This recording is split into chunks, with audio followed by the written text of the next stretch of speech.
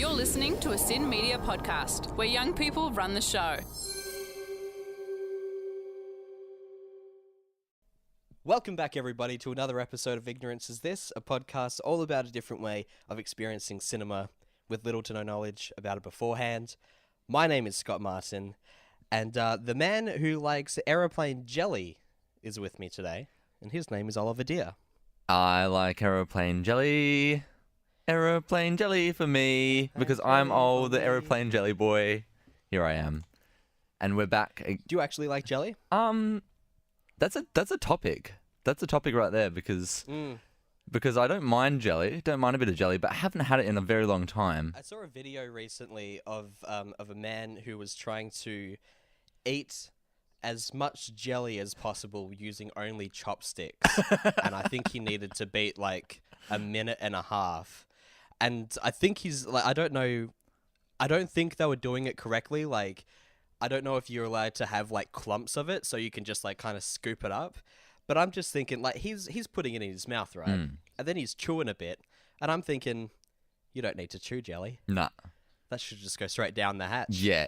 You're wasting your minute and a half bloody chewing there, mate. Now, if it had some ice cream in there, that's something different because it's cold. Oh boy, yeah. Then you got to let it warm up in your mouth a little bit before it goes down the hatch. That's one of jelly's most infamous traits, is that you can very easily just swallow the stuff, like very largely, because it will disintegrate as you swallow, or it will conform to the size of your throat. Hey, I was thinking before we get into the topic of this week, which is Star Wars, a solo film. Yes. A Star Wars movie, The solo Star Wars film. You've been a little bit busy lately with your projects. Yes, I sure have. I am going to make the big assumption, the big mood call, that you have not been playing video games lately. Yeah, I guess I haven't been playing. Actually, do you know what? I have been playing a little bit of the Nintendo Switch, because it's very easy and convenient to just pick up and play a little bit and then put it down again.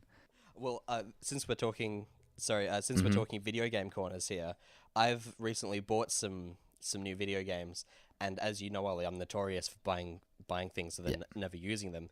For example, the Blu-rays that I talked about only a couple months ago, they haven't moved from the desk in which I was reading them from during the podcast episode a month ago that we filmed that. But I have been playing a real-life video game recently, Ollie. Can you guess what it is? A real-life video game. Real-life video game? It's not really a video game. It's more of just a game.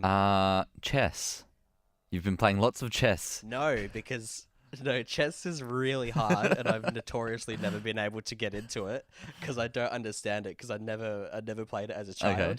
So every time someone's like, "Hey, let's play chess," I'm like, "How about checkers?" And they go, "No." Nah, yeah, checkers is better than chess, I would say. I'd make that call. No, I've been working on a 1,000-piece puzzle. Oh my god. What a hobby to take up. I know. It's been really good actually, because I'm doing some other stuff that needs my audio. I need my ears, I should say. So I'm just working on these little puzzles, but I'm listening to these podcast episodes that I need to do, and the puzzle is perfect. But I have noticed that I've only got a certain number of puzzle pieces left. I did buy this from an op shop. I think there is literally one piece missing, just the one. That's probably why it was sent to the op shop. Some person was just like, no, I cannot handle this. Put it in the op shop, and then and you've been the unlucky boy to come across. And what are you gonna do? I'm going to, you know what I'm gonna do? I've already got it planned. I'm going to post a Snapchat of me putting in the last piece in, and it's gonna be like, oh my god, and then I'm gonna zoom out, and there's gonna be the one piece left, and then I'm going to throw the puzzle across the floor and shatter it to a million other pieces. I think it's the only reason why I bought this puzzle, really, so I could just make a 10-second piece of content to be viewed once by each of my 4 friends. But isn't that what making content is all about? A lot of effort for a little payoff, but a little bit of a chuckle.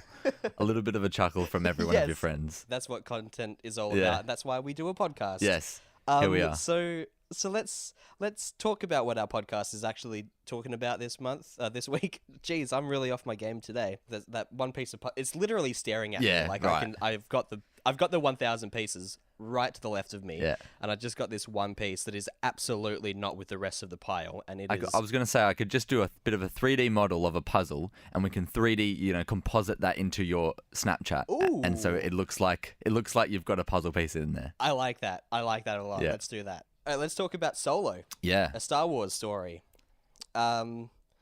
First off, we discussed before the podcast started that we're going to talk about what we knew about the film before we talk about our thoughts on it.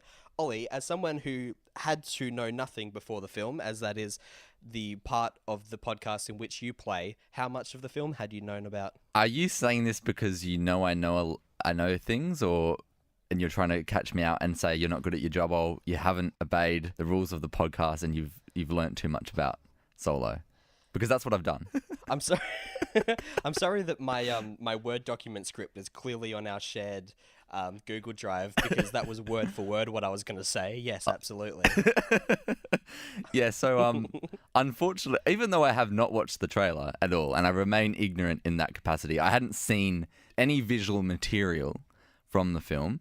I knew far too much about behind the scenes on this film because, like I say, I was just working on a film recently, and my boss had worked on Solo. He'd often tell me little tidbits about behind the scenes, and they somewhat affected my first viewing of the film, definitely. Yeah. Oh, hang on. First? Yeah, so I've actually seen it twice. Ooh. The first time I went and saw it, I was so tired, and but I was adamant to see it that night because my boss was going to see it, and I thought, I've got to see it with him because he worked on it. And I fell asleep, or I was falling asleep kind of about maybe half an hour in. I was, nodding off on and off again. Spoilers for Solo. Yeah, absolutely. Spoilers for Solo. Solo is one of those films where there is no way to spoil it except for the one massive way to spoil it. Yeah. There's not much to spoil, then there's a big part to spoil. So spoilers for Solo. Yeah.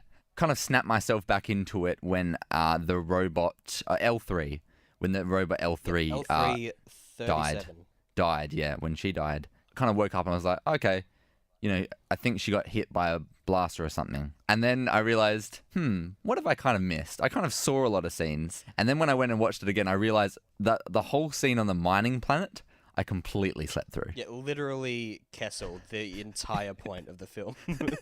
And after seeing my first viewing, I was a bit like, it wasn't that good. It had some good parts, but ultimately kind of a boring film. Yeah. And then when I saw it the second time, I saw that scene, I was like, wow, that adds a lot of context. Yeah, I ended up enjoying it a lot more on my second time. Like I really liked it. Interesting. Really, really liked it. I think I liked it much more than Rogue One.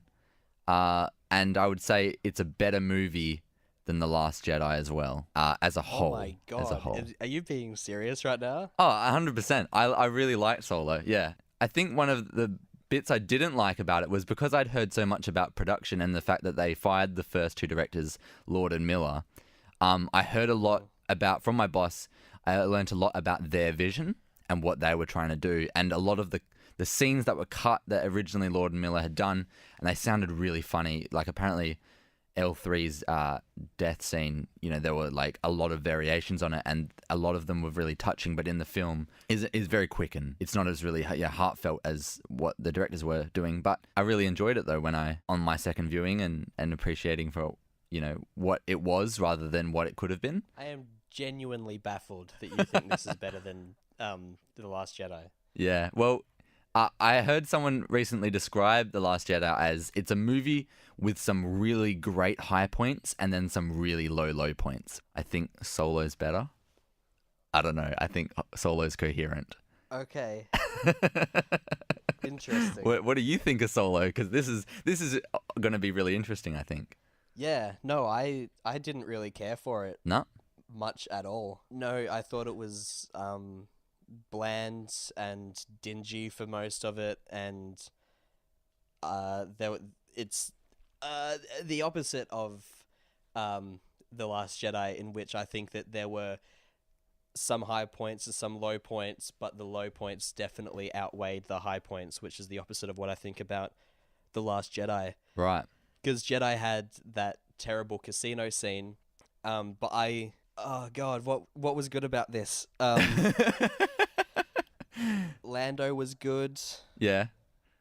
I think Emilia Clarke was better than I was expecting, because I've seen some stuff that Emilia Clarke has been in away from Game of Thrones, and it's not been the best. So I was a little bit like, I wonder if she's going to be able to pull it off, but she did. I came around to Alden as Han Solo, but it's frustrating as well, because he obviously did so much training and work into deciding how to get the mannerisms down of a Harrison Ford. You know, there were people that were like petitioning for like actual impressionists to be playing Han, which I don't agree with, but yeah, like he obviously put a lot of work into it. But the one thing that you really can't change that much is your voice, and like his voice was like not at all sounding like Han Solo, but like all of his mannerisms, like the stuff that you could do with your hands and your mouth and your way of speaking was on point. But yeah, I don't know. Because I know a lot of the people beforehand were really angry that he was Han Solo, and I never felt any of that because I'd never seen the trailers, and I just never really, I didn't like Han Solo was never like a huge character for me that I cared enough to who they cast for him. But I really enjoyed him, and I think one of the preconceptions that I did have of the film was that my boss said he did a really good job on set, and I agree. I kind of thought he was a bit of a cool cat. A cool cat. Yeah, I think he's cool. A cool cat. Well, well, like I said, I came around to him. And it wasn't that I was ever against him. I remember specifically from my old podcast, Pandemonium, that when this was first announced, it was the same as Spider-Man Homecoming chat and Batman vs Superman chat, in which when a big casting decision like this is made, my like quote or my little thing was always going like, they wouldn't have cast that person if he or she wasn't great for the role, which has been proven wrong to me. Thank you very much, Jesse Eisenberg in Batman vs Superman. But other than that, it's all been fine with like me saying Batfleck was going to be okay, and Alden was going to be fine, or else they wouldn't have casted him, you know. But I'm glad that this actually did work out. I wonder, because I feel the same. I feel like we have very similar opinions on Star Wars, and I think we probably had a very similar experience when we first saw it. Han Solo, because I think it would be a similar experience when we both saw Rogue One, and we kind of walked out of it going, but is it good? Like, was it entertaining? Yeah. And we were both like, not really, except for that, maybe that final scene. I definitely walked out my first screening of Solo saying the same thing, like, what happened that was good? I think, that maybe that final fight scene where between Han and the bad guy, what's his name? Dryden. Dryden, yeah, that's his name. I was going to call him Baxter for a second, but yeah, Dryden. Vision. Yeah, the Vision. I was like, oh yeah, that knife fight I guess was kind of cool. Perhaps one of the things is because when you're seeing the opening scenes and you see Han for the first time, you're totally going, so this is, here he is, here's Alden being Solo, this is what we've all been waiting for, we're all interested to see it, and all the press leading up to this, and everyone saying, he's not going to be good, he's replacing Solo, and I think that definitely sits in the back of your mind, that opening shot of him driving in that speed cruiser. I think you're not on his side, because you're on the side of, you're trying to be Han Solo driving this car right now. Not you're trying my to look cool. Han Solo. Yeah. Nuh-uh, not my Han Solo. And then, he does that thing in the opening scene. He's faces against the Lady Proxima. And like you say, you warm to him as the movie goes on. And when I watched it the second time, because I was already warm to him, and when I saw those opening scenes again, I was like, this is the Solo it's the same person I see at the end of the film. He's the same cool guy. But it's just because you don't have those preconceptions anymore saying, they're not my Solo, sort of thing. You're on his side from the beginning when you see it again. Yeah, okay. I definitely recommend giving it another shot because you might enjoy some of the opening things in a different way. Or for my case, for the first time, because I missed out on the first 15 minutes of Solo. Did you? Whoops. Oh, no. Okay, I see. Yeah. This is why you asked me. I texted you in the theater saying what happened at the beginning of Solo. The first thing I saw was Han Solo and Emilia Clarke doing the spaceship on the side thing, and just getting through the little hole, and then it didn't work, and then they got caught. Okay. Oh, no, they didn't get caught. They ran away on foot. That was the first thing I saw. So I was like, did I miss anything massive? Because, like, why are they escaping? Where are they escaping from? I pieced it together that he was part of the Empire. Right. Or something. No. Like, he was escaping from... Well, like, didn't he say later, like, oh, I know how these guys work. They wouldn't bring out TIE fighters because I knew about it. Because I was in that camp for a little bit. Oh, that's just because he only knew that because he escaped by joining the Empire. Remember, you saw him walk into... right. So that's... Yeah, that's when he joined the Empire. Not beforehand. So I guess when I explained that rock thing to you and Lady Proxima before, you didn't know that. I don't think it's a lot for you to have missed. It kind of just opens up with his character being, look, this is Han, and he's just as cocky and you know, as ever. No, I still thought the film was as middle of the road as possible, as if I did see the first 15 minutes. Yes, you're right. I'd still recommend definitely giving it another go, because I think because there's been a lot of hate or, you know, preconceptions building up to this film that I think cloud your judgment whether you realize it does or not, because they definitely clouded mine. Well, it clouded mine because I knew that, okay, this is trailer talk now and rumor mill talk. We're not talking about the film anymore. That there was a lot of shit happening in terms of the actual production of the film. A lot of rumors coming out saying that, okay, Lord and Miller, they're out and everybody is happy that they're out, and Alden can't act and he has an acting coach on set, and they wanted an improvise. They wanted like 80% of the script to be improvised away from the key points. Yeah. And I'm going in saying, okay, how would this have differed from the Lord and Miller vision to what we've got here with Ron Howard? And I thought it was funny, and I don't know if it was on purpose, but they have the whole "do not improvise" line like 3 times throughout the film. Oh, yeah. And I thought that was funny, and I don't know if they were touching their nose when they scripted that one up, but I hope that they were. Because apparently he can't improvise very good anyway. But yeah, so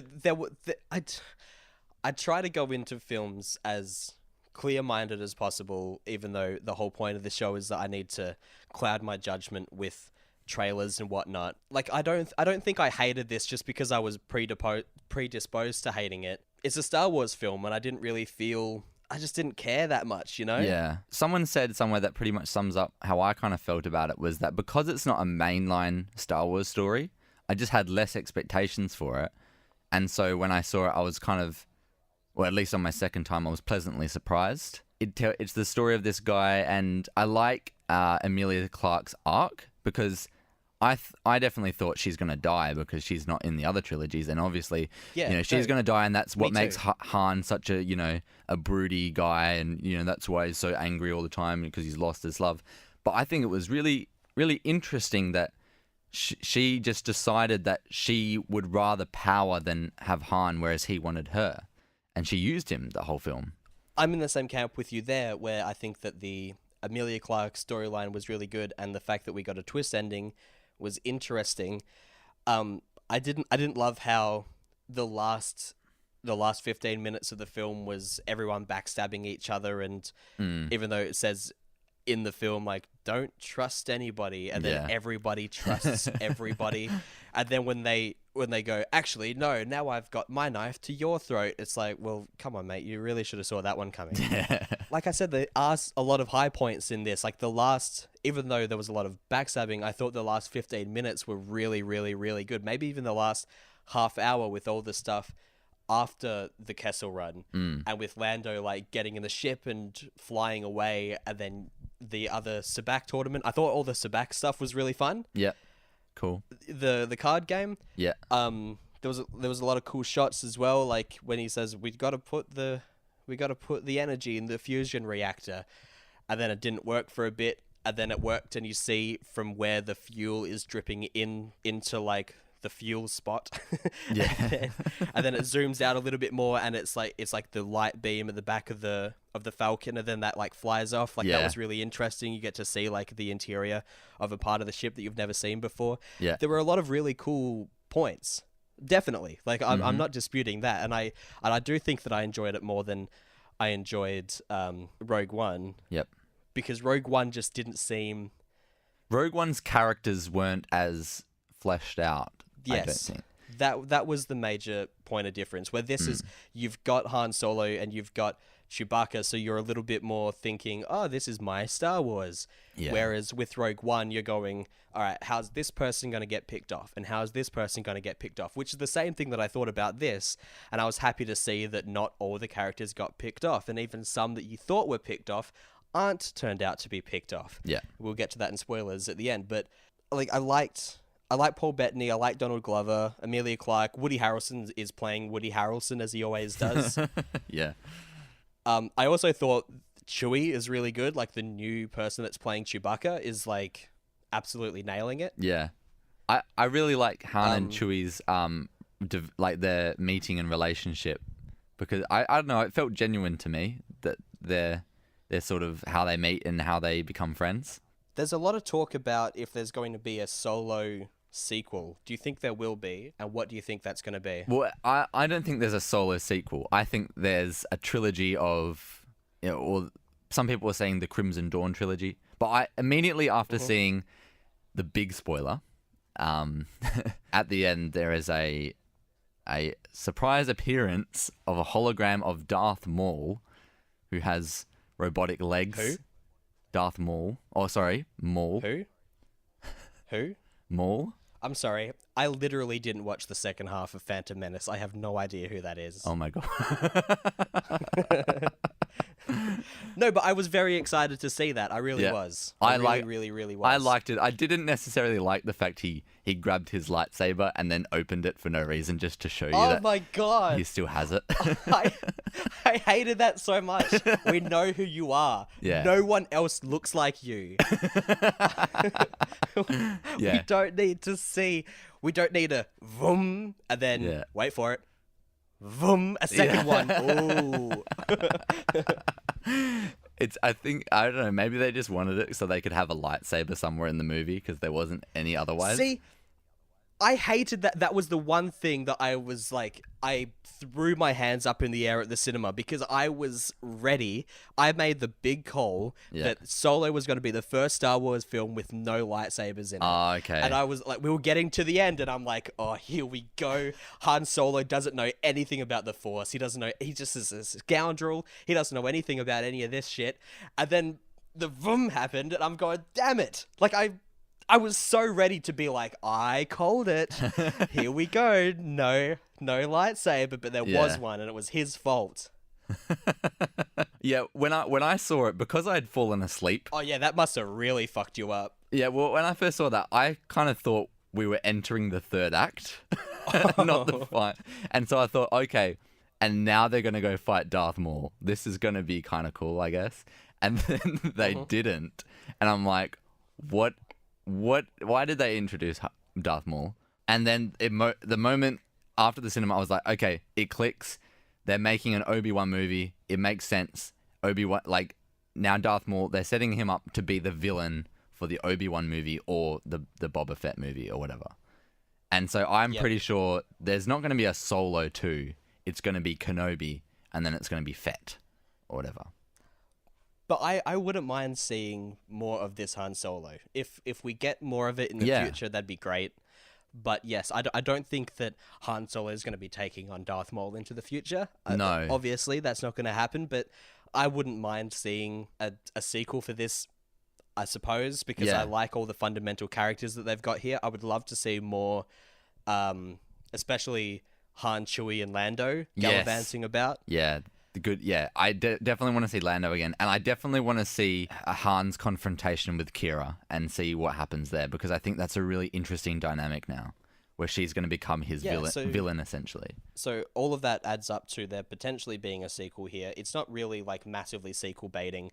I have some bad news. Okay. I have some insider knowledge. I've done my research Yes. about why the Darth Maul reveal isn't as cool as you think it is. Oh, right. And this is a shame. This is a shame because at the end of Phantom Menace, I hear, because I don't know, he gets his body ripped in half in the film, no, in the television series Star Wars Rebels.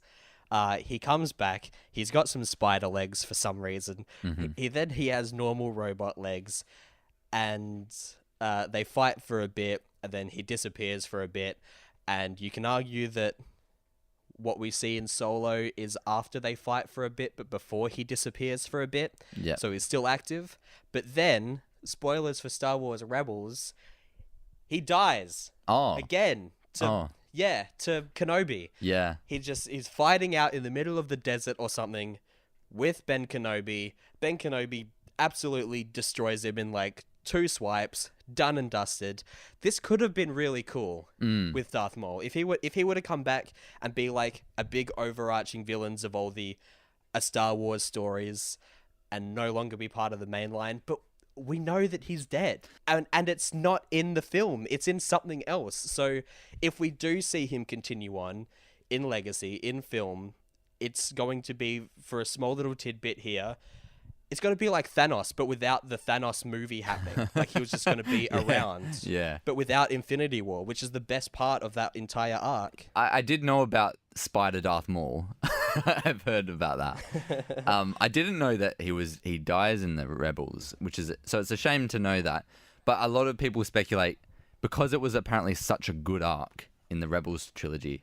I thought like some people thought that maybe they're just going to recreate it, perhaps. But I know it's canon, so I don't know. But yeah, like, and I know that Ben Kenobi, was a big part of his arc, and that Darth Maul had such a hatred for Kenobi because he had initially chopped him in half. And so I was like, yeah, well, that makes sense that in the next Kenobi movie, he's going to be a part of that. I don't know, man. Like it could have been very cool, and maybe if it was someone else, it could have been very cool. They like one of the big points of Solo that a lot of people were pissed off about is like, why is this being made?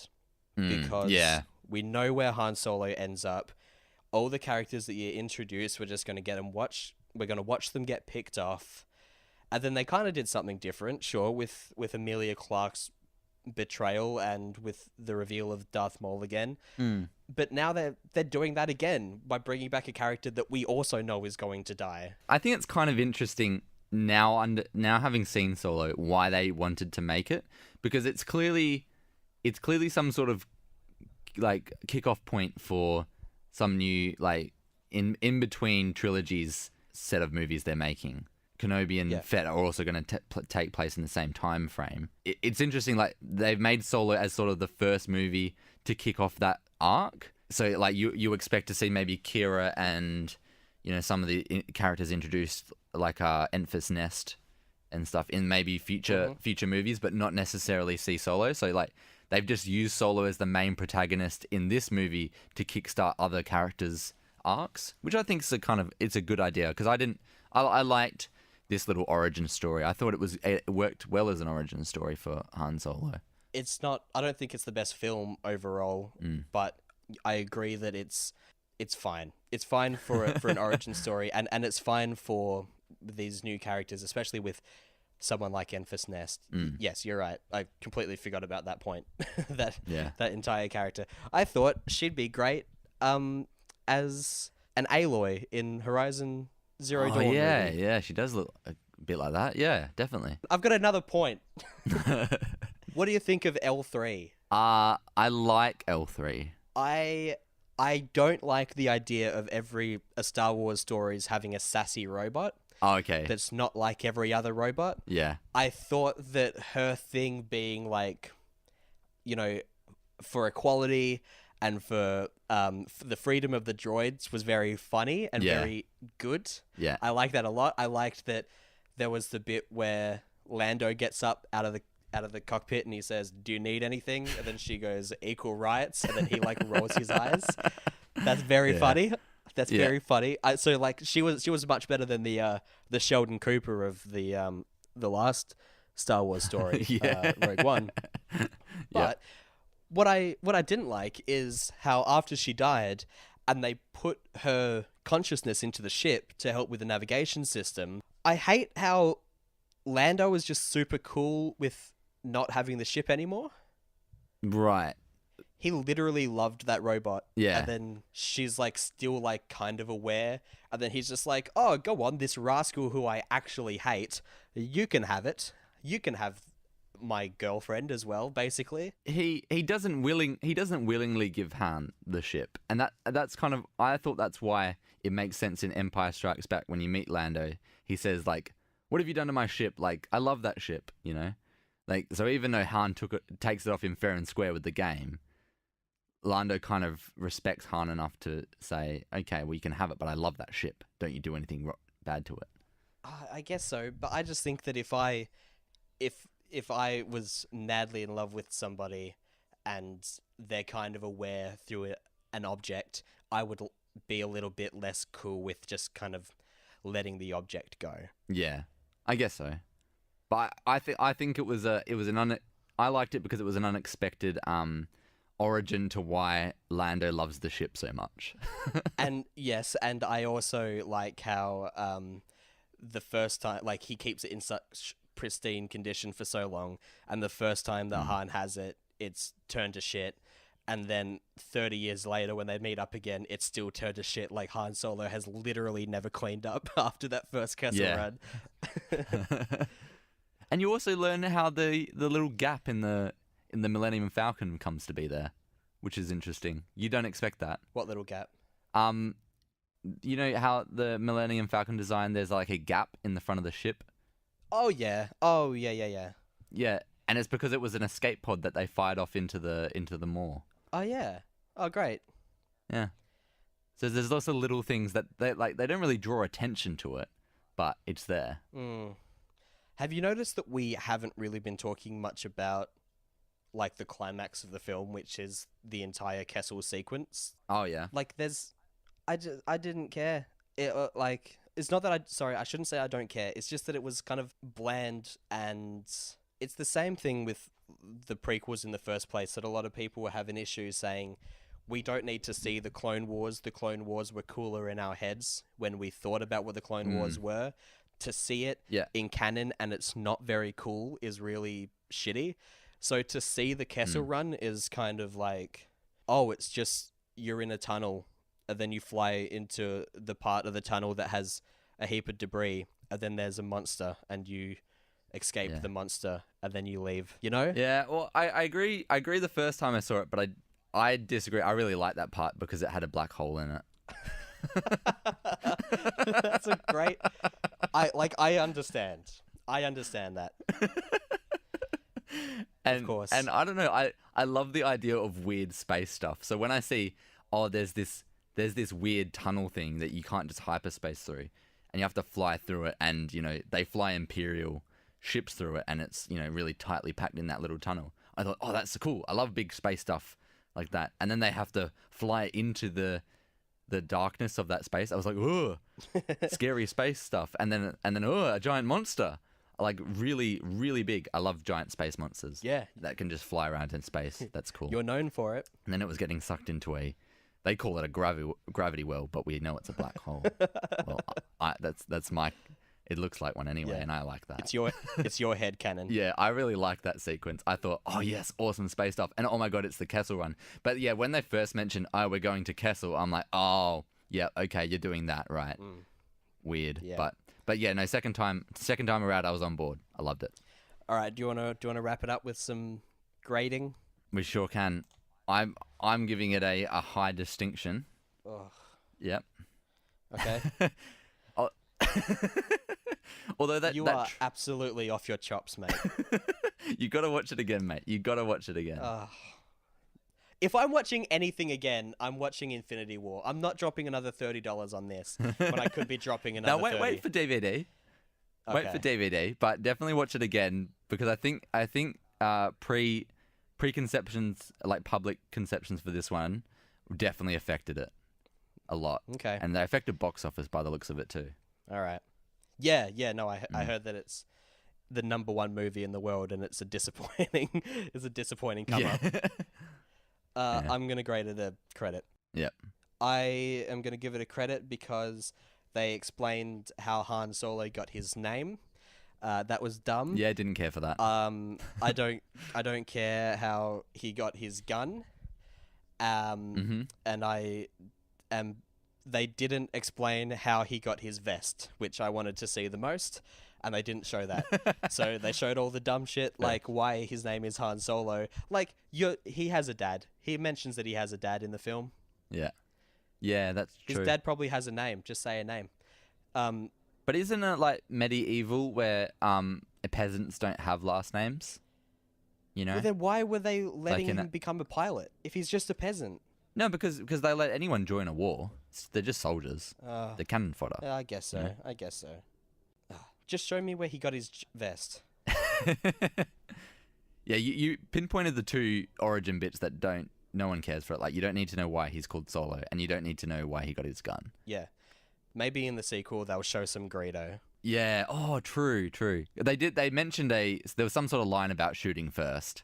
I can't remember what it was, but it didn't feel forced. He literally shot first middle of a sentence at the end. Like, oh, that's right. Yeah, I was like, I was waiting. I was so waiting because he like ran up to him. I'm not going to say who, just in case spoilers, but he ran up to the guy and he like held him in his arms. And I was like, oh, clearly this was like a sniper shot taken from somewhere else. No, it was just Han just shooting him in the heart, like out of nowhere, middle of the sentence. Don't even wait for him to finish his monologue, mate. Just bang, straight off. And then you've got people that are still saying, oh, but the official canon version of Star Wars is that they shot at exactly the same time, and for whatever reason, Han Solo moved his head a little bit to the left. No. Just straight up. Just shot him right in the heart, middle of the sentence. What a madman. I like that. Me too, actually. He actually took Woody's advice, and didn't wait around for monologues and just took the first step. So it was good. Great stuff. Okay, yeah, credit for me, high distinction for you. Let's move on. I was just gonna say the trailer. Oh yeah. The trailer. Yep. Just quickly. Didn't think it was very good. No, the first trailer sucked, and the second one kind of made it a little bit better. But overall, they were pretty bland. The first trailer was so strange. It was like a montage of things that they say in the movie, but they don't really connect. Like, they were just lines from the movie put together and edited together, but they don't make like a story or anything. They're just strung together. Like, here's something that one character says, and here's something another character says. It was really weird. But they did try to bait and switch you by saying the plot line is, oh, I heard of a big crime boss putting together a crew, and that's actually just sequel bait. Yeah, that's Wait, is that supposed to be Jabba? Yeah. Okay, all right. I know Star Wars. We assume. Yep. Good on you. Why am I so hot and heavy about Star Wars? I only started watching it 2 years ago. I know, but you've got such big opinions. Oh, okay, great. All right, let's. Do you want to play a game? Yeah, sure do. I really do. All right, let's play a game. All right. It is a little game called Critically Acclaimed versus Critically Lame. We have two films. That I've written a haiku of their synopsis each, and you have to tell me which of the haiku describes a movie with a good critically acclaim behind it and good reviews, and another one which has bad reviews, no good. Okay. So the first one is... Hit me. Normal everyday guy proves he's more than nothing by making a couch. Okay. Yep. Sure. And the second one is... Journalist seeks truth of an impersonator disguised as a singer. Disguised as a singer? Both of those sound interesting. Because sometimes Do you know what either of them are? No.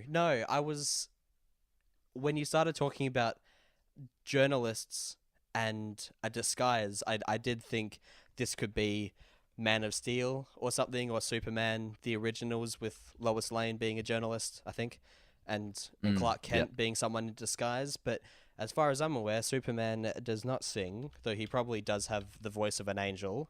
So no, I don't know what either of these are. How can a movie be based around someone building a couch? It's just one point. It's not the whole okay. movie. but- Okay. Yeah. Oh, that's a shame. It's a part. It's a significant part of the movie, but it's not the whole plot. Okay. Yeah. Oh boy, I'm absolutely racking my brain about what either of these could be. Yeah. I'm gonna say, now this might be the basic choice, but I might say that the couch one is bad, and the singing one is good, because if they have actual musical elements in it, in which like there is an actual character that's singing, if it's an original song, musicals usually come off quite well. See Grease and Pitch Perfect and whatnot. So I'm gonna say that the second haiku that you spoke about, the journalist and the singer, is critically acclaimed, and the character that built a couch is a critically lame film. The character. I love the way you phrase that. The character that built a couch is a bad film. You are a big wrong boy today. No, I hate it when that happens. Yeah, usually so good. I'm thinking that you're going to bloody double cross me like the characters do in Solo every 2 minutes, thinking that the obvious one was going to actually be the not obvious one. But no, you got me. That's sometimes what I do. Yeah. I nearly screwed up there because I definitely knew that the good film was a good film, but the bad film, I just looked up the synopsis, wrote a haiku, and then I was like, hang on a second, did it actually get bad reviews, or do I just think it was bad? But luckily, I looked up and it does have a bad review. Oh, okay. Thankfully. Okay, great. Okay, so what are these films? Let's discuss. So the critically acclaimed film is Normal Everyday Guy Proves He's More Than Nothing by Making a Couch, and that is the Lego Movie. Okay. Yeah, there you go. And it's such an accurate description because the plot is he is so normal that he has to prove he's, special, and he does that when he makes a double-decker couch. And everyone is like, "Hey, you're actually kind of clever." I think that there's some people listening to this that knew that one, like, and they would have heard it and gone, yeah. Like I hadn't seen that since I saw it in the cinemas, but it's something I definitely want to revisit. I think a lot of our listeners have revisited that, so good on you if you guys listen. Yeah, I revisited the other night, and boy, what a good film it is. I like it so much better than when we first saw it. It's like all the humor in it is genuinely very, very clever. Awesome. I think I'm definitely going to revisit it soon. Yeah. Is that Miller? Is that those boys? Yeah, Lord and Miller. Yeah. Yeah. That's why I watched it, because I was so hype about Solo. Did you see actually that Lord Miller got a credit spot, like in the title credits, not the rolling credits? Yeah, they did. They got executive producers because they put money into it. And do you know what? I see so many people online going, "Oh, Ron Howard did such a good job. Thankfully, he saved it," and that makes me mad because I know that Lord and Miller did at least 70% of the film before they were fired, and then Ron Howard came in to just finish it up and do a few reshoots. Okay. So apparently a lot of the film is still what Lord and Miller shot. I see.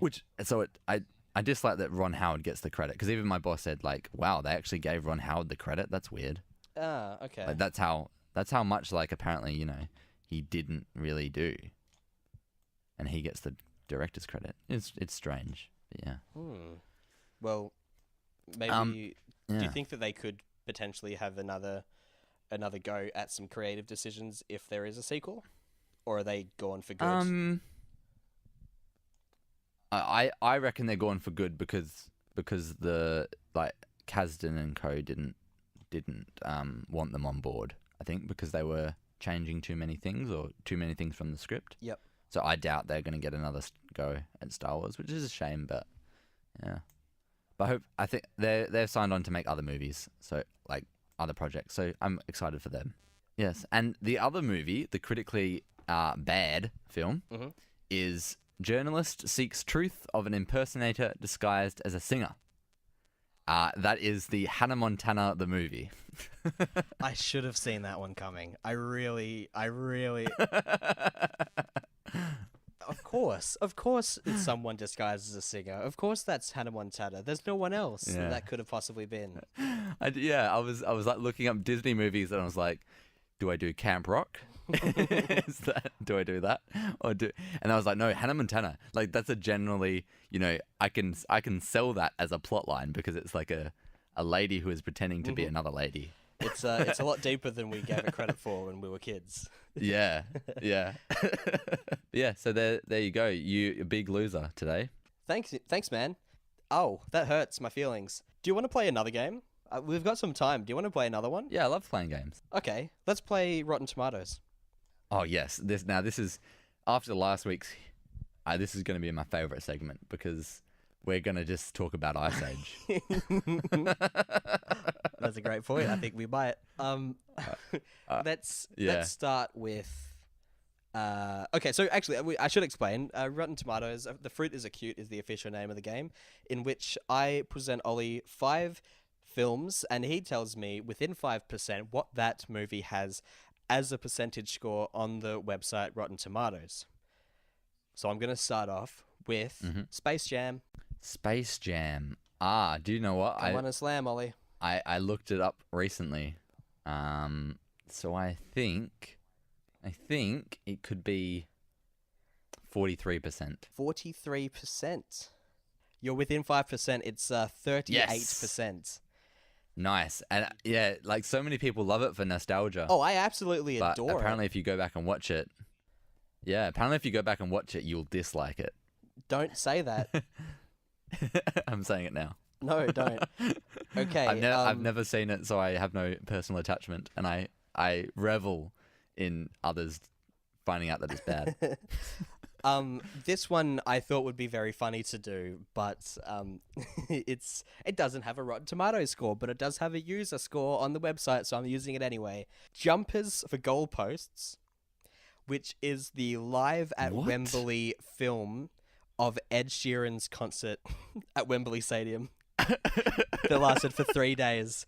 He performed 3 nights at completely filled out Wembley Stadium, which is one of the biggest stadiums in the world, 3 days straight.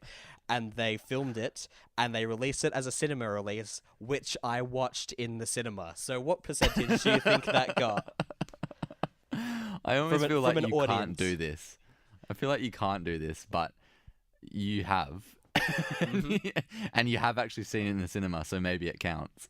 Yeah, it definitely counts, baby. So there's no critic score, it's just an audience score? Yes, it's just the audience score. That should be a clue. 90.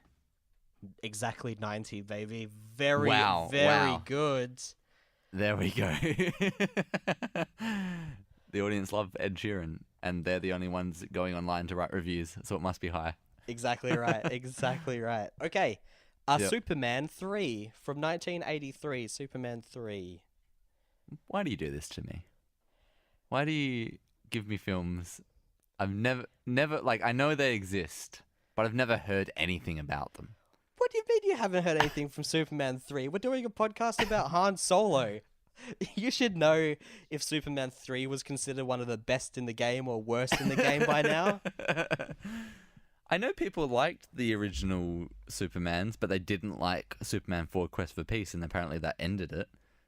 I would say maybe 65%. No. Oh, Very far off. It's one of the bad ones, unfortunately. That's oh no. Okay. 25% it's got. And you can tell that it's bad because it doesn't have a score on IMDb between 6 or 8. It's less than that. It's 4.9. So yeah, definitely bad then. Okay. Yeah. Now this is a new film. Yep. I'm pretty sure it's already like out on DVD, so it's not one that we can see in the cinema. I very highly doubt we're ever going to see it or talk about it. So, 2018's Bravin, starring Jason Momoa. Oh no, you can't do that one to me because I am on Rotten Tomatoes right now looking at the Lego Movies percent, and new on DVD this week is Bravin with 76%. I'm sorry. Okay, no, that's okay. That's all right. I had never heard of it. I just saw it there. I literally wasn't going to give it to you until you said, "Oh, let's talk about Ice Age," and I thought that movie's set in the snow, so we can talk about Ice Age. But fine. I'll move on to my other one, and I'll have to come up with an extra one very quickly. Okay, 1995's GoldenEye. James Bond, Ooh. 007 GoldenEye, baby. With Pierce Brosnan. It was Sure his is. first one, I believe. I don't The know. best singer in Mamma Mia. Ah, okay. I reckon GoldenEye got about 78. Ooh, 78 you say. That's exactly Yes. right. Oh wow. Yes, I'm on the money. On the money today. You're doing really well. I can, yeah. I'm so, it's like I'm so quick at analyzing what the zeitgeist of the time would have been thinking of that movie. Yeah, that's a good point. Okay, and last one to wrap us up. We're overtime now, so let's get it over and done with. This is one that I think you will know the answer to. 2016's Hail Caesar. Now, I'm sure Ooh. you know why I picked this one. Yes, because this has Alden blah blah blah blah blah blah in it. It sure does. The Han Solo man, and this is the movie and the reason why I thought he would be good in Han Solo, because he's really good in this. Yep. I think Hail Caesar got maybe 76. No, unfortunately, it's a little Oh, bit higher no. than that. 85. Ah, okay. It's such a weird Coen Brothers. I don't know if you've seen many of their movies, but it's strange because it's just like it's like a series of scenes, especially this movie. It's a series of scenes that they kind of connect, but each scene has like a new actor in it that's famous, but then they're never in it again. Right. Okay. So. Yeah. All right. Well, that's something I do think I want to watch because I've heard only. I think good you would things. enjoy it. Yeah, you would enjoy it for a lot of the scenes, but then there's some scenes which are just like, what is going on exactly? How is this the plot? But yeah, it's good. I liked it. Righto. Okay, and lastly, I know this is number 6, but I forgot Yeah. that we should do this. But what do you think Solo's currently sitting at? I think you might have seen this as well. I kind of know. I think it's like 76 or something. Ooh, I'm going to give that to you. It's at 71, and that's within 5. So congratulations, Okay. Ollie. Yay, hooray. I'm real good. Hey, I've got a question for you just before we wrap up. Mm. Without thinking, right? Just like the rest of the podcasts. Yeah. and just say as quickly as you possibly can. Yeah. Rank the Star Wars films excluding the prequels. Oh, okay. From worst to best, or from best to worst. Shit. Okay. Go. Empire Strikes Back. Yep. The Last Jedi. A New Hope. Force Awakens. Return of the Jedi. Solo. And then Rogue One. Good stuff. Thank you. And you? I've done that to you because I know that people are get so fanatic about Star Wars that now everyone knows your opinion about them. Oh no! And you'll be persecuted, and I'm not answering mine. Oh no! It's only gonna be me. You've done me a real trauma here, Ollie. I'm gonna never hear the end of that. Yep. And now we end the show. Okay, Do some great. plugs. Well, if you managed to make it to the end of this episode, congratulations. This is a podcast all about a different way of experiencing cinema. So if you're very much into cinema, you might like to get in contact with us. You can do that by heading over to our Gmail account and shooting us an email. And you can do that by going to ignorancesthispodcast@gmail.com. Go to our Facebook, give us a like, write us a review, or give us a little comment about what we should talk about next. And that is facebook.com/ignorancesthispodcast. Follow us on Twitter. That is twitter.com/ignoranceispod. And we also have a Tumblr account now, run by our good friend Eden Andrews. She's posting high-quality art. She's writing her own opinions about the films that we're talking about. She's reblogging some cool special effects stuff about heaps of the stuff. So you can go there and have a little bit of a deeper understanding of what we thought about our films. And you can follow that at ignorancesthispodcast.tumblr.com. That's the end of the plugs. Ollie, Yep. as we like to finish every episode with a haiku, Yep. this episode is no different. Yep. Did you hear me tippy tapping on the keyboard just then? Yes, of course I did. That's why I tried to get it try to get through the plugs as quickly as possible. Because a lot of the time I try to do it really slowly so you can think of something on the spot because you always forget to do the haikus. But this time I'm not letting you get off that bloody easy, mate. So off your pop. All right, here's my haiku about the film we watched this week, and it goes like this: Scott, wow, your rankings of Star Wars films is bad. You suck. Solo was good. Oh no! It started already. Good night, everybody. Good night, Australia.